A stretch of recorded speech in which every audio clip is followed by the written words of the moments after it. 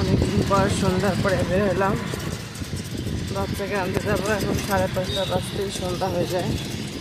কেমন অন্ধকার না বন্ধুরা, পুরা চমচম করে। আবহাওয়াটা কিন্তু বেশ ঠান্ডা সন্ধ্যার পরে, আর বেশি।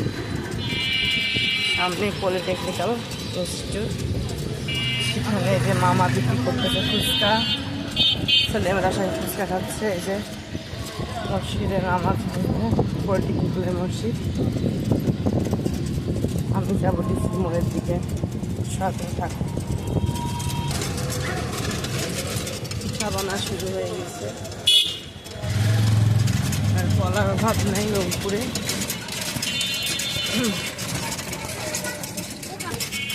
এই সেই ভোলা স্টোর, নাম করা দোকান। পৌরবাজারের সামনে যাতে জ্যামে না পড়ি, সেই আমি চিন্তা করতেছি, সঠিক সময় যেন পৌঁছতে পারি। কিন্তু সেই জ্যাম মনে একটু লাগলো। ও মাই গড, আল্লাহ আমার সহায় হও, আমি যেন সঠিক সময় পৌঁছতে পারি ইনশাআল্লাহ। দেখা যাক। দেখো পেয়ারা, অনেক আমি জ্যাম টপে চলে আসলাম ইনশাআল্লাহ। সন্ধ্যার পরে শহরটা দেখো কত সুন্দর শান্ত। এদিকে জ্যামে সবাই পড়ে আছে, আর আমি যাচ্ছি। এই যে বই ঘরগুলো, এখানে পুরাতন বই পাবে। এই যে গাছের সামনে নার্সারি, এখান থেকে তোমরা ফুল কিনতে পারো। আমি লেমন ক্রাশের গাছটা এখান থেকে কিনছি। দেখো সন্ধ্যার পরে ভিউ দেখো, ফুচকা চটপটি খাওয়ার ভিড়।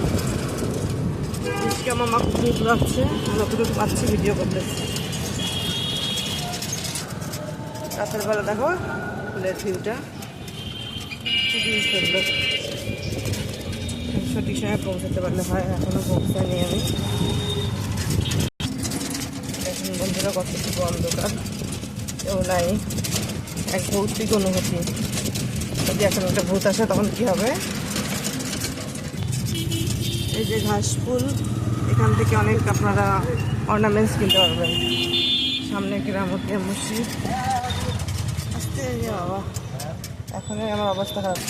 কেরামতিয়ার অপোজিটে ওই যে চুই ঘর, মানে চুই ঝাল খেতে আসতে পারেন গরু মাংস দিয়ে। হ্যাঁ, এখন আমি কেরামতের সামনে দিয়ে আবার